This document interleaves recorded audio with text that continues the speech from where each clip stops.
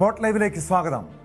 രാഹുൽ മാങ്കൂട്ടത്തിൽ MLAക്കെതിരായ പരാതിയിൽ അതിജീവിതയുടെ രഹസ്യമൊഴി രേഖപ്പെടുത്തുകയാണ്. നെയ്യാറ്റിൻകര കോടതിയിലാണ് മൊഴി രേഖപ്പെടുത്തുന്നത്. രാഹുലിനെതിരെ ഗുരുതര പരാമർശങ്ങളടങ്ങിയ FIRന്റെ പകർപ്പ് ന്യൂസ് 18 ലഭിച്ചു. 2025 മാർച്ച് 17 യുവതിയെ ഭീഷണിപ്പെടുത്തി നഗ്ന ദൃശ്യങ്ങൾ പകർത്തിയതായി FIRൽ പറയുന്നു. 2025 ഏപ്രിൽ 22 തൃക്കണ്ണാപുരത്തെ ഫ്ളാറ്റിലും മെയ് അവസാന വാരം പാലക്കാടുള്ള MLAയുടെ ഫ്ളാറ്റിലും വെച്ച് പീഡിപ്പിച്ചു. 2025 മെയ് 30 ഗർഭചിത്രത്തിന് വേണ്ട ഗുളികകൾ കൈമനത്ത് വെച്ച് കൈമാറി. MLAയുമായുള്ള ബന്ധം പുറത്തു പറഞ്ഞാൽ ജീവിതം നശിപ്പിക്കുമെന്ന് ഭീഷണിപ്പെടുത്തിയതായും FIRൽ പറയുന്നുണ്ട്. അതേസമയം യുവതി പരാതി നൽകിയതോടെ രാഹുൽ മാങ്കൂട്ടത്തിൽ ഒളിവിലാണ്. രാഹുലിനായി പോലീസ് ലുക്കൌട്ട് നോട്ടീസ് പുറപ്പെടുവിച്ചിട്ടുണ്ട്. അതിനിടെ മുൻകൂർ ജാമ്യത്തിനുള്ള നീക്കവും രാഹുൽ തുടങ്ങിയിട്ടുണ്ട്. വിവരങ്ങളുമായി തിരുവനന്തപുരത്ത് നിന്ന് ഡാൻ കുര്യനും കൊച്ചിയിൽ നിന്ന് ഡാനി പോളും ചേരുന്നുണ്ട്. ആദ്യം ഡാനിലേക്കാണ്. ഡാൻ, ഏറെ ഞെട്ടിപ്പിക്കുന്ന വിവരങ്ങളാണ് FIRലുള്ളത്. അതായത് അതിക്രൂരമായ രീതിയിൽ ലൈംഗിക ചൂഷണത്തിന് ഈ പെൺകുട്ടിയെ രാഹുൽ മാങ്കൂട്ടത്തിൽ ഇരയാക്കിയതായി പറയുന്നു. വിവിധയിടങ്ങളിൽ വെച്ച് പെൺകുട്ടിയുടെ ഫ്ളാറ്റിലും MLAയുടെ പാലക്കാട്ടെ ഫ്ളാറ്റിലും വെച്ച് പീഡിപ്പിക്കുന്നു, ഭീഷണിപ്പെടുത്തി നഗ്ന ദൃശ്യങ്ങൾ പകർത്തുന്നു. അതീവ ഗുരുതരമായിട്ടുള്ള കുറ്റകൃത്യങ്ങൾ. ഇപ്പോൾ അന്വേഷണ സംഘത്തിൻ്റെ നീക്കം എന്താണ്? ഈ പരാതിക്കാരുടെ മൊഴി രേഖപ്പെടുത്തുന്നുണ്ട്. രാഹുൽ മാങ്കൂട്ടത്തിനെ കണ്ടെത്താനുള്ള നീക്കം എങ്ങനെയാണ്? ഇയാൾ ഒളിവിലെന്ന് പറയുന്നുണ്ട്. സംസ്ഥാനം വിടാനുള്ള സാധ്യതയാണോ കാണുന്നത്? ഇന്നലെ തിരുവനന്തപുരം റൂറൽ SP നേതൃത്വത്തിലാണ് ഇന്നലെ രാത്രി ഏതാണ്ട് 7 മണിക്ക് ശേഷം ഈ മൊഴിയെടുക്കുന്ന നടപടികൾ ആരംഭിച്ചത്. 4 മണിക്കൂറിലേറെ നീണ്ട് വിശദമായ മൊഴിയാണ് രേഖപ്പെടുത്തിയത്. ആ മൊഴികളിലാണ് ആദ്യം ഈ ഗുരുതരമായ പരാമർശങ്ങൾ ഉൾപ്പെട്ടിരുന്നത്. അതിനുശേഷമാണ് ഇതിലെ FIRന്റെ വിശദാംശങ്ങൾ ഇന്ന് രാവിലെയോടെ പുറത്തു വന്നിരിക്കുന്നത്. നിലവിൽ നേമം പോലീസാണ് ഇതുമായി ബന്ധപ്പെട്ട അന്വേഷണം ആരംഭിച്ചിരിക്കുന്നത്. അതായത് ഇതിൻ്റെ ഈ കുറ്റകൃത്യത്തിൻ്റെ പ്ലേസ് ഓഫ് ഒക്കറൻസ് അത് നേമം പോലീസ് സ്റ്റേഷൻ പരിധിയിലാണ്. അതുകൊണ്ടാണ് നേമത്ത് ഇതുമായി ബന്ധപ്പെട്ട നടപടികൾ നേമം പോലീസിന്റെ നേതൃത്വത്തിൽ നടക്കുന്നത്. തിരുവനന്തപുരം സിറ്റി പോലീസ് കമ്മീഷണറാണ് ഇതിന് മേൽനോട്ടം വഹിക്കുന്നത്.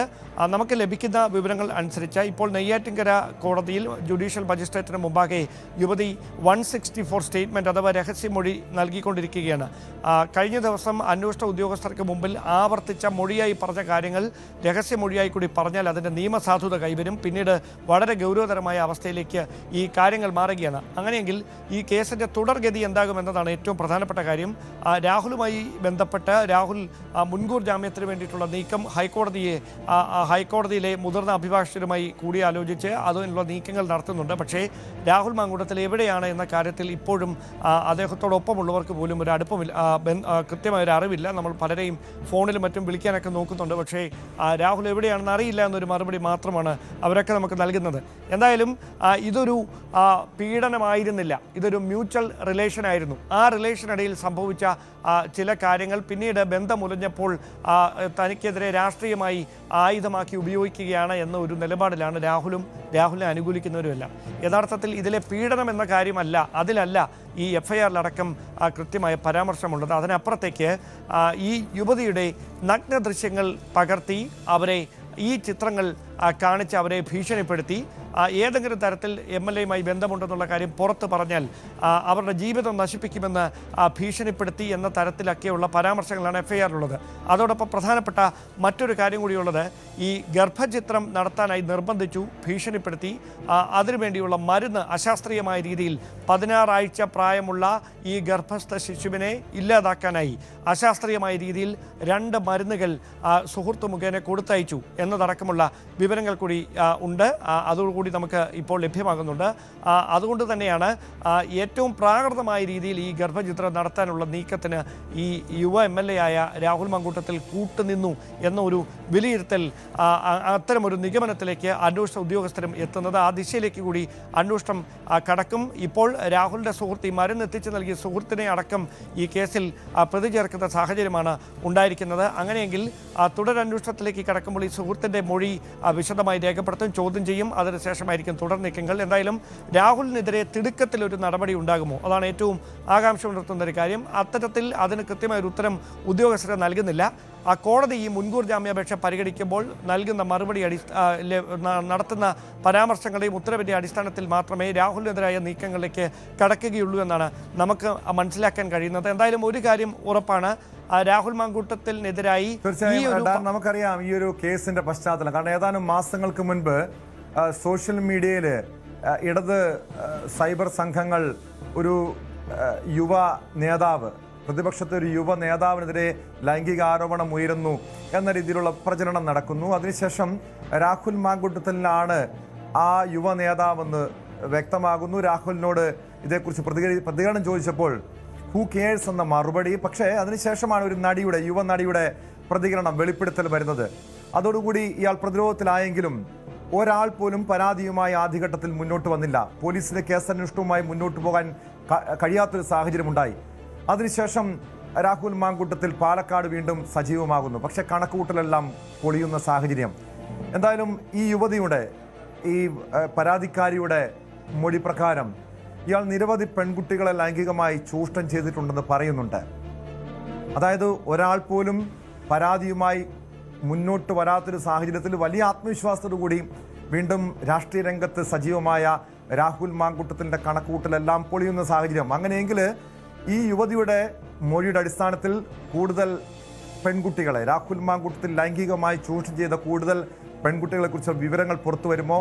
അവരുടെ മൊഴിയെടുക്കാനുള്ള നീക്കവും അന്വേഷണ സംഘത്തിന്റെ ഭാഗത്തുനിന്നുണ്ടാകുമോ? ഡാൻ, അതായത് ഒരു പ്രൊഫഷണൽ PR സംഘത്തെ ഉപയോഗിച്ചുകൊണ്ട് ഏതാണ്ട് 1.5 ലക്ഷത്തോളം അംഗങ്ങളുള്ള ഫേസ്ബുക്ക് ഗ്രൂപ്പുകൾ ഉപയോഗിച്ചുകൊണ്ട് ഈ രാഹുൽ മാങ്കൂട്ടത്തിനെതിരെ നിലപാടെടുത്തവരെയും അതിൽ ആരോപണം ഉന്നയിച്ചവരെയും അതിൽ മൊഴി നൽകിയേക്കും അല്ലെങ്കിൽ പരാതി നൽകിയേക്കുമെന്ന് സൂചന ലഭിച്ചവരെയുമൊക്കെ കുറിച്ച് വലിയ തരത്തിൽ ഈ ഒരിക്കലും കേട്ടാൽ അറയ്ക്കുന്ന തരത്തിലുള്ള അധിക്ഷേപ പരാമർശങ്ങളും കഥകളും പ്രചരിപ്പിച്ചുകൊണ്ടായിരുന്നു ഇതുമായി ബന്ധപ്പെട്ട് രാഹുൽ മാങ്കൂട്ടത്തിൽ ഈ ഇരകളെ ഒതുക്കാനുള്ള നീക്കം നടത്തിയത്. അതായത് ഒരു തരത്തിലും ഈ പരാതി നിയമപരമായി പോലീസിന് മുമ്പിലേക്ക് എത്താത്തിടത്തോളം തനിക്കെതിരെ നിയമപരമായി ഒരു നടപടിയും എടുക്കാൻ കഴിയില്ല എന്ന അത് അരക്കെട്ട് ഉറപ്പിക്കുന്നതിന് വേണ്ടിയിട്ടാണ് ഈ സൈബർ അധിക്ഷേപം തൻ്റെ പ്രൊഫഷണൽ PR സംവിധാനം ഉപയോഗിച്ച് രാഹുൽ മാങ്കൂട്ടത്തിൽ നടത്തിയത്. അതിൽ പോലും ഒരു ക്രിമിനൽ ഇൻറ്റിമിഡേഷൻ ഉണ്ട് എന്നാണ് ഉന്നത ഉദ്യോഗസ്ഥർ വ്യക്തമാക്കുന്നത്. അത് സംബന്ധിച്ച സൂചനകൾ അവർക്ക് ഈ ആരോപണം ഉയർന്ന സമയത്ത് തന്നെ ലഭിച്ചതാണ്. പക്ഷേ അതിലൊരു നടപടിയിലേക്ക് കടക്കാൻ കഴിയാതിരുന്നത് കൃത്യമായി രേഖാമൂലമുള്ള ഒരു പരാതി നിയമപരമായി 164 സ്റ്റേറ്റ്മെൻ്റ് അടക്കം നൽകാൻ തയ്യാറായി ഇരകളായവരിൽ ആരും സന്നദ്ധരായില്ല. ഇങ്ങനെ ഇരകളാക്കപ്പെട്ട പല ആളുകളുമായി ഉദ്യോഗസ്ഥർ നേരിട്ട് ഫോണിൽ സംസാരിച്ചിരുന്നു. ഇങ്ങനെയൊരു സംഭവം ഉണ്ടായിട്ടുണ്ട് എന്ന് അവർക്കെ ആവർത്തിക്കുമ്പോഴും പരാതി നൽകാൻ അവർക്ക് ധൈര്യം കാണിക്കാൻ കഴിയാത്തൊരു സ്ഥിതിയാണ് ഈ സൈബർ ഇടങ്ങളിലെ അധിക്ഷേപം അതിൻ്റെ എല്ലാ സീമകളും മറികടന്നുകൊണ്ട് കടന്നു പോകുന്ന ഒരു പശ്ചാത്തലം. അതിൽ കൃത്യമായി പലരുടെയും സ്വകാര്യ ജീവിതത്തെ തന്നെ ഇനി അത് ബാധിക്കുമോ എന്നൊരു ആശങ്ക ഇതടക്കം ഈ കാര്യത്തിൽ പരാതികൾ വരുന്നതിൽ വെല്ലുവിളിയായി മാറി. എന്തായാലും അതിനിടയിലാണ് വർദ്ധിത വീര്യത്തോടെ പാലക്കാടേക്ക് രാഹുൽ മാങ്കൂട്ടത്തിൽ തിരിച്ചെത്തുന്നത്. അവിടെ പ്രചാരണ രംഗത്തടക്കം തദ്ദേശ തെരഞ്ഞെടുപ്പിൻ്റെ പ്രചാരണ രംഗത്തടക്കം സജീവമാകുന്നത്, സ്ഥാനാർത്ഥി ചർച്ചകളിൽ പങ്കെടുക്കുന്നത്, അതിനെതിരെ ഒരു വിഭാഗം വിമർശനം ഉന്നയിച്ചപ്പോഴും അതൊക്കെ പ്രാദേശികമായി പാർട്ടി തലത്തിലുണ്ടായ പ്രശ്നങ്ങളെന്ന് വ്യാഖ്യാനിക്കാനായിരുന്നു നേതൃത്വത്തിൻ്റെ ഈ ശ്രമം. പക്ഷേ പിന്നീട് ഉണ്ടായ കാര്യങ്ങളാണ് ഈ 2 ആഴ്ചക്കിടയിൽ കാര്യങ്ങൾ മാറ്റിമറിച്ചത്. അതായത് ഇത്തരം ഈ ഇരയായ യുവതിയുമായി ഈ ആരോപണങ്ങൾ ഉന്നയിക്കപ്പെട്ടതിന് ശേഷവും രാഹുൽ മാങ്കൂട്ടം സൗഹൃദം തുടർന്നിരുന്നു. അതിനിടയിൽ വളരെ അപ്രതീക്ഷിതമായി കഴിഞ്ഞ 2 ആഴ്ച മുമ്പ് ഇവർക്കിടയിൽ ഒരു വിള്ളൽ വരുന്നു. ആ അഭിപ്രായ ഭിന്നതകൾക്കപ്പുറത്തേക്കാണ് പിന്നീടാണ് ഈ പരാതി പറയുന്ന തരത്തിലേക്ക് അല്ലെങ്കിൽ പരസ്യമായി പരാതിയുമായി രംഗത്തെത്തുന്ന തരത്തിലേക്ക് വരെ കാര്യങ്ങൾ എത്തിയത്. ആദ്യം ഇതുമായി ബന്ധപ്പെട്ട ഒരു ശബ്ദ സന്ദേശം കഴിഞ്ഞ ദിവസം മാധ്യമങ്ങൾ പുറത്തുവിടുന്നു. അതിന് പിന്നാലെ ഒരു വാട്സാപ്പ് ചാറ്റ് വരുന്നു. അതിന് തൊട്ടു പിന്നാലെയാണ് യുവതി പരാതി നൽകിയേക്കുമെന്ന വിവരം കഴിഞ്ഞ ദിവസം പുറത്തു വരുന്നത്. ഇന്നലെയാണ് മുഖ്യമന്ത്രിയുടെ ഓഫീസിൽ നേരിട്ടെത്തി ഈ 26-കാരിയായ യുവതി രാഹുൽ മാങ്കൂട്ടത്തിനെതിരെ മുഖ്യമന്ത്രിക്ക് പരാതി നൽകുന്നത്. തൻ്റെ കൈവശമുള്ള തെളിവുകളടക്കമാണ് കൈമാറിയിരിക്കുന്നത്. എന്തായാലും രാഹുൽ മാങ്കൂട്ടവും അദ്ദേഹത്തെ അനുകൂലിക്കുന്നവരും ഇപ്പോഴും വാദിക്കുന്നത് ഇതിൽ യുവതിയുടെ ഭാഗം മാത്രം കേട്ട് രാഹുലിനെ വേട്ടയാടാനുള്ള നീക്കമാണ്, മാധ്യമ വേട്ടയാട് നടക്കുന്നതൊക്കെയാണ്. ഇവിടെ എടുത്തു പറയേണ്ട കാര്യം ഈ യുവതിയുടെ കൈവശമുള്ള തെളിവുകൾ അവർ നേരിട്ട ദുരനുഭവങ്ങൾ അതൊക്കെ ഉദ്യോഗസ്ഥർക്ക് മുമ്പിൽ അവർ വ്യക്തമാക്കിയിട്ടുണ്ട്.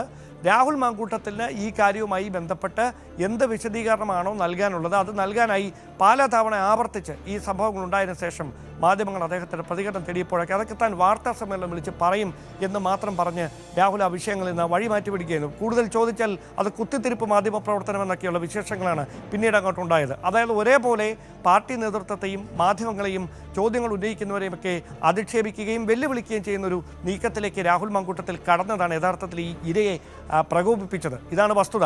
അങ്ങനെയാണ് അവർ ഈ പരാതി നൽകുന്ന തരത്തിലേക്ക് കാര്യങ്ങളെത്തി. ഇത് പെട്ടെന്ന് തദ്ദേശ തെരഞ്ഞെടുപ്പ് മുന്നിൽ കണ്ടുകൊണ്ട് 10 ദിവസം മുമ്പ് ഈ പരാതി കൊടുക്കാനുള്ള ഒരു നീക്കം അങ്ങനെയല്ല. ഇത് കൃത്യമായി ഒരു ചെയിൻ ഓഫ് ആക്ഷൻസ് ആണ്. ഓഗസ്റ്റ് 19-ാം തീയതിയാണ് ഈ വിവാദങ്ങളുടെ തുടക്കം.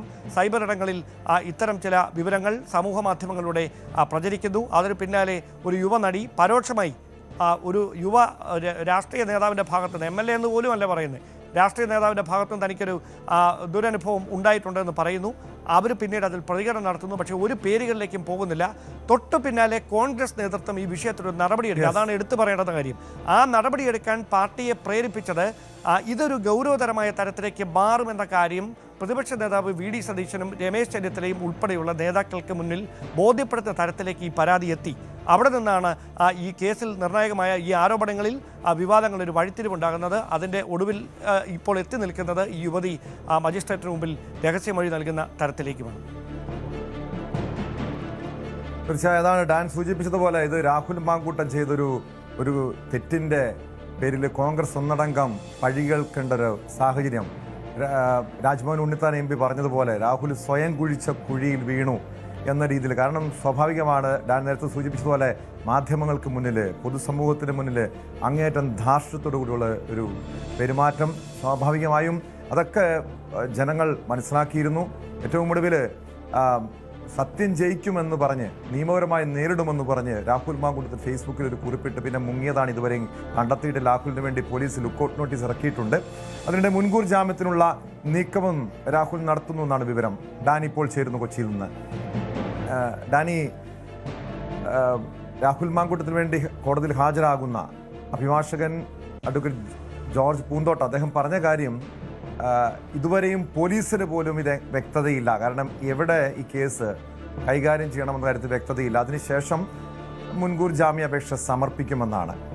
എന്താണ് രാഹുലിൻ്റെ നീക്കം? നിയമപരമായി സ്വാഭാവികമായി ഈ മുൻകൂർ ജാമ്യത്തിന് ശ്രമിച്ചേ മതിയാകൂ. കാരണം അത്രയ്ക്കും ഗുരുതരമായിട്ടുള്ള കുറ്റകൃത്യമാണ്. ആളെ കസ്റ്റഡിയിലെടുത്തു കഴിഞ്ഞാൽ അറസ്റ്റിനുള്ള വകുപ്പുകളുണ്ട്. എന്താണ് പ്രതിഭാഗത്തിൻ്റെ നീക്കമെന്ന് വ്യക്തമായിട്ടുണ്ടോ ഡാനി?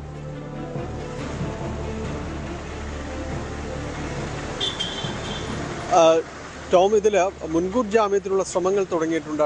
മുതിർന്ന അഭിഭാഷകൻ അഡ്വക്കേറ്റ് ജോർജ് പൂന്തോട്ടം വഴിയാണ് അതിനുള്ള ശ്രമങ്ങളിലേക്ക് കടന്നിരിക്കുന്നത്. പക്ഷേ ഇത് ഏത് കോടതിയിലാണ്, സെഷൻസിലാണോ ഹൈക്കോടതിയിലേക്ക് നേരിട്ടാണോ എന്നത് സംബന്ധിയായ കാര്യങ്ങളിൽ കുറച്ചുകൂടി വ്യക്തത വരാനുണ്ട്. കാരണം ഒടുവിൽ വിളിക്കുമ്പോഴും അദ്ദേഹം പറയുന്നത് ഇക്കാര്യങ്ങളിൽ കുറച്ചുകൂടി കാര്യങ്ങൾ അറിയാനുണ്ട് എന്നതാണ്. അത് പ്രധാനമായും തന്നെ ഇപ്പോൾ രഹസ്യമൊഴി എടുക്കുന്ന ഡാൻ സൂചിപ്പിച്ചതുപോലെ രഹസ്യമൊഴിയുമായിട്ട് മുന്നോട്ട് പോവുകയാണ്. അതോടൊപ്പം തന്നെ ഈ കേസ് എടുത്തു, പക്ഷേ FIRലെ വിശദാംശങ്ങളും കാര്യങ്ങളും എല്ലാം കൂടി അറിയാനുണ്ട്. എന്താണ് അതിൽ രേഖപ്പെടുത്തിയിരിക്കുന്നത്, ഏതെല്ലാം വകുപ്പുകൾ പ്രകാരമാണ് ആ കേസ് മുന്നോട്ട് പോകുന്നത്. ഇനിയിപ്പോൾ രഹസ്യമൊഴി ഇപ്പോൾ പോവുകയാണെങ്കിൽ അതിൻ്റെ കൃത്യത കൂടി വരാനുണ്ട്. അപ്പോൾ ഈ കേസിനെ കുറിച്ച് എന്താണ് കേസിൻ്റെ വിശദാംശങ്ങൾ എന്നതിനെക്കുറിച്ച് കുറച്ചുകൂടി വ്യക്തത വന്നതിന് ശേഷമായിരിക്കും ഇത് ഹൈക്കോടതിയിലാണ് സെഷൻസിലേക്കാണോ പോകേണ്ടതെന്നത് അടക്കമുള്ള കാര്യങ്ങളിൽ തീരുമാനമുണ്ടാകും. ഏതായാലും ഇതിനെ ഒരു പ്രതിരോധിക്കുക എന്ന രീതിയിലേക്ക് തന്നെയാണ് കാര്യങ്ങൾ പോകുന്നത്. മുൻകൂർ ജാമ്യാപേക്ഷ ഏത് നിമിഷവും എപ്പോൾ വേണമെങ്കിലും സമർപ്പിക്കപ്പെടാവുന്ന രീതിയിലാണ് ബാക്കി കാര്യങ്ങളെല്ലാം തന്നെ അവർ കോർഡിനേറ്റ് ചെയ്തിരിക്കുന്നത്. കഴിഞ്ഞ ദിവസങ്ങളിൽ അദ്ദേഹത്തോട് സംസാരിക്കുമ്പോൾ പ്രധാനമായും തന്നെ സൂചിപ്പിച്ചത് ഇതിൽ രാഹുലിനോട് താൻ സംസാരിച്ചിരുന്നു, രാഹുൽ കാര്യങ്ങൾ പറഞ്ഞിരുന്നു. ഇതെല്ലാം തന്നെ സൂചിപ്പിക്കുന്നത് ഇത് കരുതിക്കൂട്ടിയുള്ള ഒരു ആക്രമണം എന്ന രീതിയിൽ തന്നെയുള്ള ഇതാണ് രാഹുലിൻ്റെ ഭാഗത്തു നിന്നുള്ളൊരു വിശദീകരണമായ അഭിഭാഷകനോട് പറഞ്ഞിരിക്കുന്നത്. അഭിഭാഷകൻ അത് തന്നെയാണ് വ്യക്തമാക്കിയത്. എന്തുകൊണ്ട് മുഖ്യമന്ത്രിയുടെ ഓഫീസിൽ പരാതി നൽകുന്നു, മുഖ്യമന്ത്രിയുടെ ഓഫീസിൽ എത്രത്തോളം ഇങ്ങനെ ബലാത്സംഗ കേസുകളിലെ പരാതികൾ വന്നിട്ടുണ്ട്, എവിടെ ഇങ്ങനെ പരാതി സ്വീകരിക്കാമെന്ന് എന്ന രീതിയിലെല്ലാമാണ് അദ്ദേഹം രാഹുലിനെ കോട്ട് ചെയ്തുകൊണ്ട് തന്നെ സംസാരിക്കുകയും ചെയ്തത്. ഇതിന് കൃത്യമായ ഒരു രാഷ്ട്രീയ ലക്ഷ്യമുണ്ട്. പ്രത്യേകിച്ച് ഈ സമയത്ത് തന്നെ ഈ പരാതി ഉയർന്നു വന്നതിൽ അതാണ് കാരണമെന്നെല്ലാമാണ് അദ്ദേഹം രാഹുലുമായി സംസാരിച്ചതിൻ്റെ ഒരു കാര്യത്തിലെല്ലാം തന്നെ വിശദീകരിക്കുകയും ചെയ്തത്. ഏതായാലും ഇതിനെ കൗണ്ടർ ചെയ്യുകയും ഈ കേസിൻ്റെ വകുപ്പുകൾ അത് കൃത്യമായ രീതിയിൽ മനസ്സിലാക്കിക്കൊണ്ട് അതിന് ചോദ്യം ചെയ്യുക എന്ന ലക്ഷ്യത്തോടു കൂടി തന്നെയാണ് കോടതിയിലേക്ക് പോവുക. അതിൻ്റെ ഏത് വകുപ്പുകൾ പ്രകാരമാണ് കേസ് വന്നിട്ടുള്ളത് എന്നതടക്കമുള്ള കാര്യങ്ങൾ വളരെ വിശദമായി പരിശോധിച്ചുകൊണ്ട് അതിന് ഏതെങ്കിലും രീതിയിൽ മറുപടി നൽകാൻ കഴിയുമെങ്കിൽ, അതിന് മറുപടിയായിട്ട് തെളിവുകൾ സമർപ്പിക്കാൻ കഴിയുമെങ്കിൽ അത്തരം കാര്യങ്ങൾ വളരെ കൃത്യമായി സമർപ്പിക്കുക എന്ന ലക്ഷ്യത്തോടുകൂടി തന്നെയാണ് ഈ അഭിഭാഷകർ അടക്കം മുന്നോട്ട് നീങ്ങുന്നത്. ഏതായാലും വൈകാതെ ഇതുമായി ബന്ധപ്പെട്ടുകൊണ്ടുള്ള ഒരു അപ്ഡേഷൻ ഉണ്ടാകുമെന്ന് തന്നെയാണ് മനസ്സിലാകുന്നത്. ഒരുപക്ഷെ ഇന്ന് വൈകിട്ട് തന്നെ അത്തരം കാര്യങ്ങളിൽ കുറച്ചുകൂടി വ്യക്തത വന്നേക്കും. കാരണം ഒരുപാട് വൈകാനായിട്ട് അത് സാധ്യതയില്ല. വളരെ പെട്ടെന്ന്, പ്രത്യേകിച്ച് രാഹുലിന് വേണ്ടി ലുക്കൗട്ട് നോട്ടീസ് അടക്കം പുറപ്പെടുവിക്കുന്നു എന്നൊരു കാര്യം കൂടി നിലനിൽക്കുന്നുണ്ട്. അപ്പോൾ ഈ കാര്യങ്ങൾ വളരെ വേഗത്തിൽ തന്നെ പോലീസ് മുന്നോട്ട് കൊണ്ടുപോകുമ്പോൾ അതിനെ പ്രതിരോധിക്കുക എന്ന ലക്ഷ്യത്തോടു കൂടി തന്നെ സെഷൻസിലോ ഹൈക്കോടതിയിലോ ഏറെ വൈകാതെ തന്നെ രാഹുൽ മാങ്കൂട്ടത്തിൻ്റെ മുൻകൂർ ജാമ്യാപേക്ഷ സമർപ്പിക്കപ്പെട്ടേക്കാം. ടോം. യെസ്, തീർച്ചയായും ഡാനിയിലേക്ക് വരാം. ഡാൻ കുര്യനിലേക്ക് ഒരിക്കൽ കൂടി. ഡാൻ, എന്തായാലും ഡാനി സൂചിപ്പിച്ചതുപോലെ മുൻകൂർ ജാമ്യത്തിന് വേണ്ടിയുള്ള നീക്കം രാഹുൽ മാങ്കൂട്ടത്തിൻ്റെ ഭാഗത്തുനിന്ന് തുടങ്ങിയിട്ടുണ്ട്. പക്ഷേ ഇവിടെ അഭിഭാഷകൻ ജോർജ് പൂന്തോട്ടം സൂചിപ്പിച്ചത്, അദ്ദേഹം വ്യക്തമാക്കിയ കാര്യം, പോലീസിന് ഇക്കാര്യത്തിൽ ചില വ്യക്തത കുറവുണ്ട്. എവിടെയാണ് ഈ കേസ് സമർപ്പിക്കേണ്ടത്? കാരണം നിയമത്തേക്ക്